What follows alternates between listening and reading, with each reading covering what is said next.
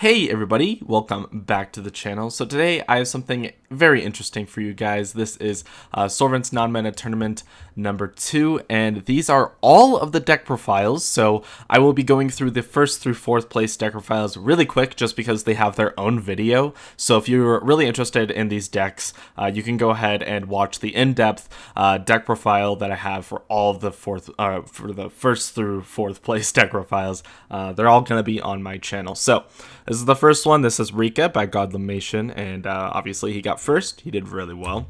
And the next list, if it'll show up, is TK Bear's hero list. And yeah, it was a pretty solid list. I think that Heroes Bond was something that he probably wants to get rid of. I haven't done his interview yet, but yeah. Anyways, third by Conman. And then the fourth, oh, sorry, he was playing Dark Magician. I forgot to mention that, but yeah. The fourth place was Maticus, and he was playing Zodiac. And then that's it for the top 4 deck profiles. And you can go ahead and like pause, at any moment if you guys need to, take a good look at these lists and take a screenshot or, copy them or whatever. Yep. So the 5th place, just very shy of top cut, just barely not making it. His record was, I guess, a little bit lower, so he didn't really even have a tiebreaker that would have gotten him close. But this is Zodiac by How. I think this is a really interesting list.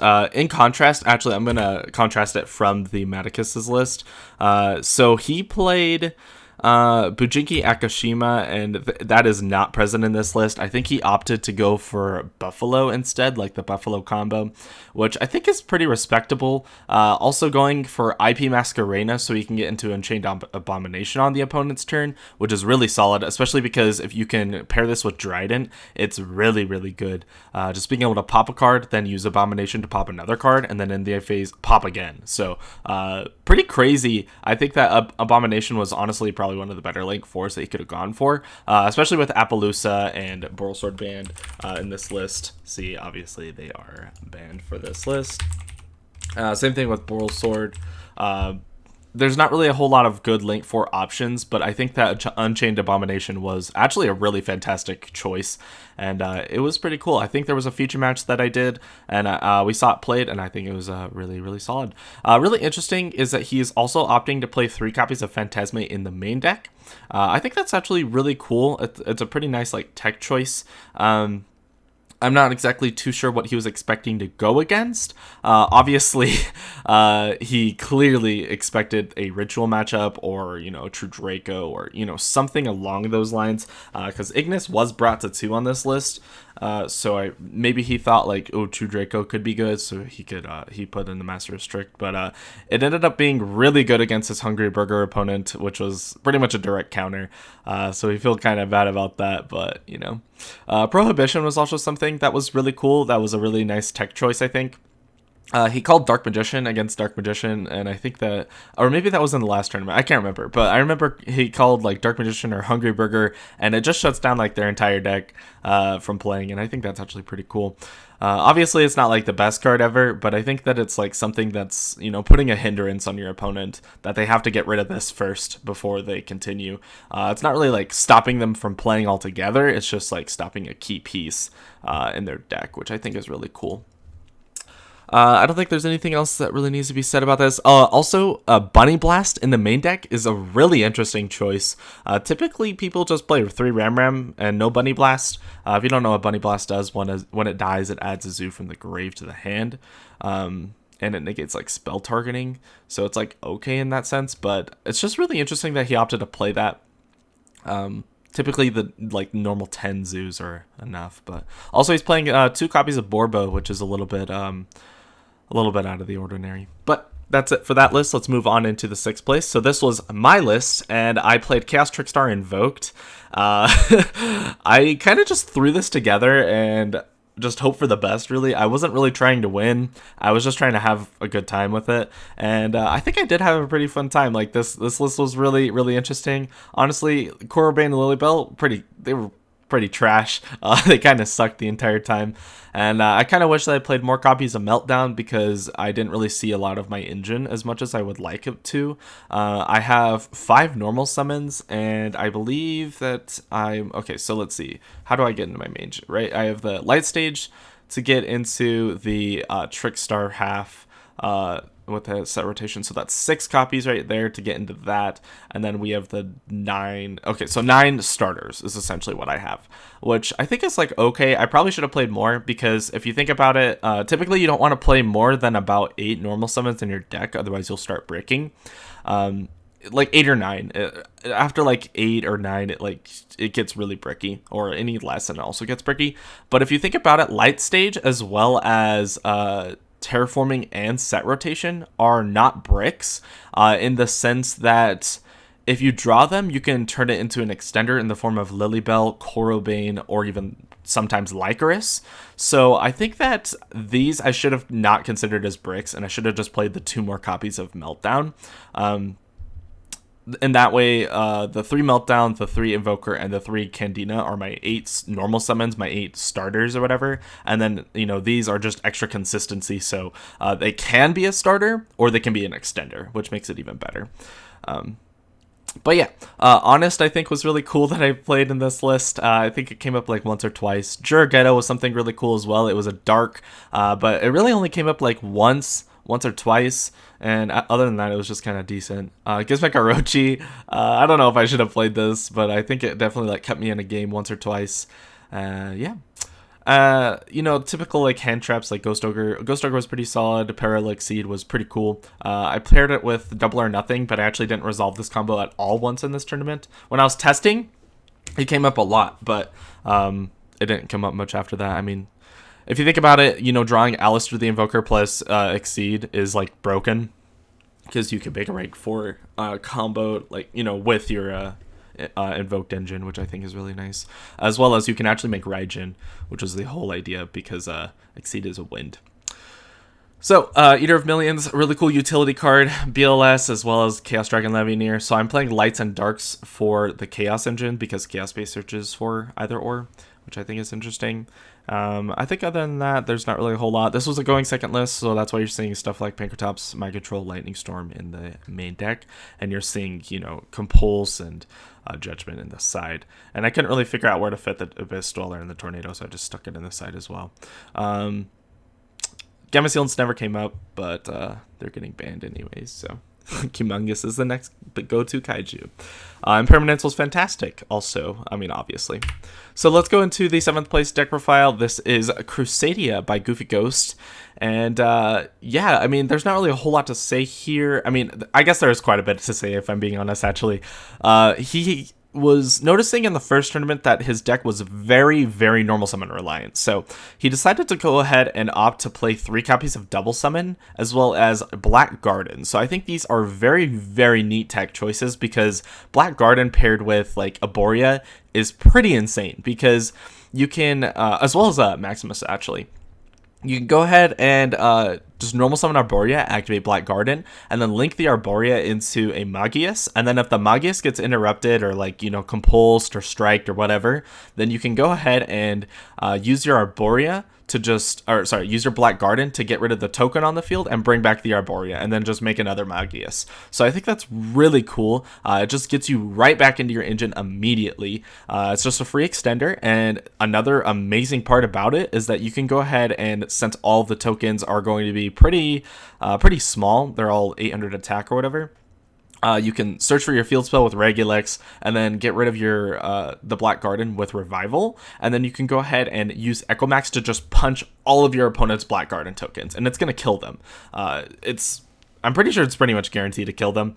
Like if they get, I'm trying to think, if they have like 4 tokens, you'll probably need your Echomax to be, I don't know, I can't do the math right now, but I know like most of the time it's going to kill your opponent, if not all of the time. So I think it's a very, very good choice that he ended up playing that. And it caught me off guard in our match, which you can go see on my channel if you would like to. But also, Hornet Drones is really good, being able to act as 2 extenders off of 1 card. He played this once or twice. being able to use any Crusadia to get into Magius, and then use the drones to get into Kagari. Kagari adds back the drones, then you link the Kagari and the Magius, plus you get the search off of Magius, and then you can go ahead into Regulex, and then use the drones to summon the Kaina, and then get the Regulex search. So you get 2 searches, and you can make Equimax. So you get the field spell, and as well as any Crusadia in your deck, most likely Draco, so you can revive whichever Crusadia you normal summoned, and then special that one. And then you get the field spell as well. So it just makes your entire combo off of 2 cards. Just any Crusadia plus drones. And it gets you the entire combo. So I think that's really insane. 1-for-1's also really cool, just being able to not use your normal summon and get into Formid Skipper. Formid Skipper is also insane, just being able to get you into Exceed, which is really good. And Exceed's essentially another Crusadia. So not really a whole lot to say about that. I think the Kaijus were really good too. It's really interesting that he's not playing Interrupted Kaiju Slumber in the main deck. I'm not exactly too sure why. Maybe he just opted to play Hadronade instead, which I guess is completely understandable. And Dugaris is here in the extra deck. Looks like to just in the off chance that you need like an extra extender, I guess. Yeah, I'm not sure why Zeke is really here. I guess you could or banish something from your opponent's field. That's a problem. But I feel like there was another card that could have been a little bit better, but I can't remember what it was. But I guess that's going to do it for this list. So let's go ahead and go into the 8th place, which was Wolf83. And he played Blue Eyes. So I helped him a little bit with this list. I just kind of threw it together for the most part. But, I mean, it's pretty much standard Blue Eyes stuff. You see, like, 3 Melody to search everything, and, like, Return of the Dragon Lords. I think something that's a little bit off is that he's playing a little bit of a Danger Engine, which, I mean, I guess technically I was playing that because I helped him build this list. Because it can help you get into a lot of cool cards. So Chaos Space lets you search for Blue Eyes Alternative White Dragon, which I guess is a really neat interaction with this deck. And it also lets you search for Levianeer, which is another card that you can also grab off of Melody, which is pretty good. It's like really nice consistency. So you can discard like, Gizmek Orochi, search the alternative White Dragon, or, opposite of that, you can go ahead and like discard, like a White Stone of Legend, and then you can search for Levianeer, and then you get the Blue Eyes White Dragon search off of the Legend, or you can get like the Ancients, search. And Sage is really cool since there's not really a good normal summon in this deck, so he can search for a Veiler, he can search for Ancients or Legend. Nebula Dragon's really cool, being able to get the dead Blue Eyes out of your hand so that you can go ahead and make rank 8s. Yeah, Dragon Shrine, just being able to send Blue Eyes to grave, and then you can immediately follow up with sending another dark monster. Like, if you want, you could actually go ahead and send like a Levianeer, and then you have a light and dark in the grave, so you can banish 4 Levianeer. Or I guess you need another monster in that case, huh? But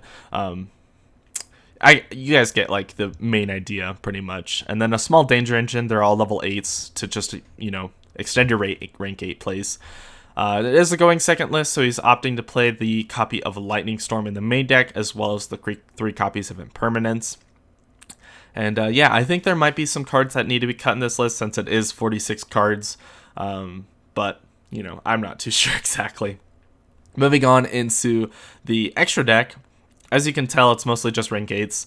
The Numeron engine is actually really cool, and it might need to be something that's worth addressing, because being able to get into the so you go into Draglubion, and then Draglubion specials the Numeron Dragon, and then you attach Titanic Galaxy under it, and that's pretty insane, because Numeron Dragon's going to gain 1,000 attack for every rank on the field. So there's 1 by himself, and then 8 for the Draglubion, so he's 9,000 attack, and he can attack your opponent.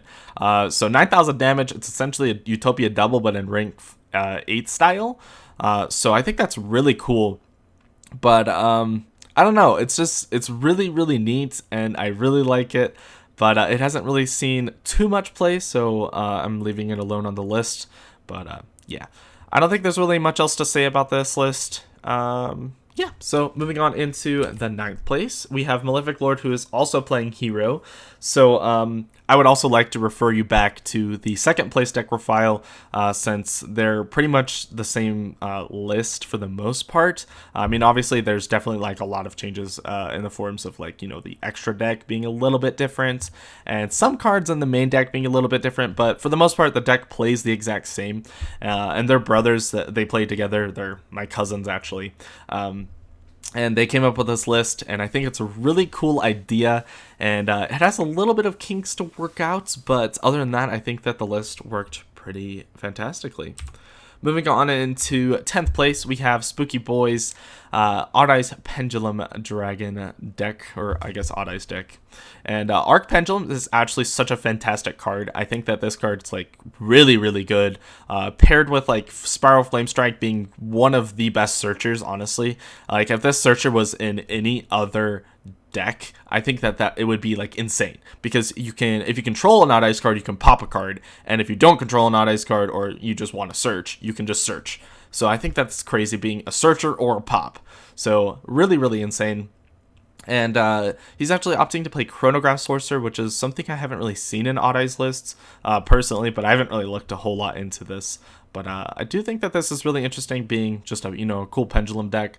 Harmonizer, I don't know actually what this card does at all, but it's really interesting that he opted to, put it in his deck entirely, I guess. And I'm not sure why he opted to play Mystical Space Typhoons over Cosmics. There's not really any reason I can think of. Oh, I guess you could, pop your own cards with, if you have like Odd Eyes Pendulum Dragon and a Arc Pendulum, you can go ahead and scale both and then use your MST to pop your Pendulum Dragon, and then it'll trigger your Arc Pendulum. I guess that works. So I guess that's a little neat interaction that, like, worst case scenario, you can still trigger your Arc Pendulum Dragon's effect. So yeah, moving on into 11th place, we have Hexagon's Hungry Burger deck. So I think this was really, really funny. He just played this, honestly, for the meme. He wasn't really expecting to get too far, as far as I know, at least. But I think it was a really cool list, just being able to, play all these erratic cards that basically tribute like themselves or other cards, and then get you into more of the normal monsters. And he's playing a very heavy synchro engine, or at least like synchro count in the extra deck, which I think is really interesting. I didn't see a whole lot of these hit the board, but I remember seeing Utopia Beyond, which I think was a really cool tech that he actually opted to play, so that he can clear the Mega Clops. And actually, he didn't actually end up clearing it because the opponent had a Ghost Joker, but I think that the Utopia Beyond would have been fantastic in that case. And yeah, it's really interesting. Usually this sees play in like Odd Eyes decks, because you can make this with just any 2 level 6s, and then you can use your Odd Eyes to punch for 5,000 damage and Utopia Beyond to punch for 3,000, and that's game, since it's 8,000 damage. So a little interesting. That just reminded me, just because I saw the Odd Eyes list in that previous one. So yeah, little cool interaction. But yeah, I don't think there's really a whole lot to say about this list other than that. It's really cool, really interesting. I'm not sure why he's playing 45 cards and only 2 desires. It seems a little odd. I'd probably go for 3 in that case. But I mean, I don't know. He's the Hunger Burger expert, so who am I to judge? Moving on into the last and final deck profile, we have Hero Sam, and he played Galaxy or Photon. So I didn't see a whole lot of this list, and I'm really unfamiliar with this in general. But I do know that there is a lot of cards in this list that are very, very strong cards, being Photon Orbital, being able to pretty much get into your Galaxy Soldier, at least the Galaxy Soldier. I'm sure you can search for other cards, yeah, Photon or Galaxy Monster. So I'm not exactly too sure what else you'd search for, but I do know that searching for Galaxy Soldier and then, just being able to get Infinity on your board really quickly is very, very solid. So yeah, it's just a little interesting. I think that it might need a little bit of work for this deck to be really good, but I definitely think that this deck is like a good deck. It's a good competent strategy, especially because, you have a lot of really good rank 8s in the form of, like Titanic Galaxy. He's actually opting not to... Oh, he is playing the Driglubion engine. There it is. I just didn't see it. He is playing the Driglubion engine, so being able to get into the Numeron Dragon is fantastic as well. Galaxy Eye Soul Flare Dragon is really crazy. I mean, it's not like really crazy, but it is crazy being able to be like a negate, I believe. Or maybe it's just a pop. Yeah, it looks like it's just a pop, but I think it's really cool just being able to have some form of like interruptions. I think like the ultimate goal end board is to have like a solar flare with like a galaxy card in hand and a harbinger with the spell negate and then an infinity with an omni negate. I think that's the ultimate goal of the deck. I'm not sure, you know, how consistent it is, but it seemed like pretty good from what I was watching in his feature match. So I think that's really cool. I think he's one of the only people that's actually opting to play DD Crow. I feel like there was maybe one other person, but I think that's really interesting that he was pretty much one of the only players that played DD Crow. I feel like it'd be more of a popular hand trap. Also, another thing that I do want to mention is that his Galaxy engine is just fantastic. You can go into Cypher Dragon, and then you can take an opponent's card if you want. Typically, you don't do that if you're trying to attack. And then you can immediately overlay into the full armor and then pop a card, and then you can go overlay into the Cypher Blade and pop another card. So it's 2 free pops, plus, you know, whatever your rank 8s have their effects. So on top of that, you get like, you know, at least 2 pops and potentially a steal. A really interesting thing as well is that if you steal an opponent's Xyz monster with Cypher Dragon, you can actually overlay one of your, I believe you can overlay, you know, any of them actually. Yeah, just, oh no, this one specifically needs a rank 8, so you'll have to use full armor Photon Dragon. You can actually just, you know, take your opponent's Xyz monster, like a Tornado Dragon, Dweller, whatever, and then you can, since it's treated as a Galaxy Eyes monster, and it is an Xyz monster, you can go ahead and overlay your full armor Photon Dragon, and then you can pop another card. So you just get a free monster in that case. I think that's a really cool interaction with the Galaxy cards, and then you can go ahead and overlay your Cypher Blade onto your Cypher Dragon, and then you get another pop. So, you know, you get a steal and 2 pops, which I think is really, really fun. But yeah, I think that's going to do it for today's video. If you have any comments, you can go ahead and put them in the comment section below. And hopefully some people will, you know, that played in this tournament will give some more insight on their decks in the comment section below as well.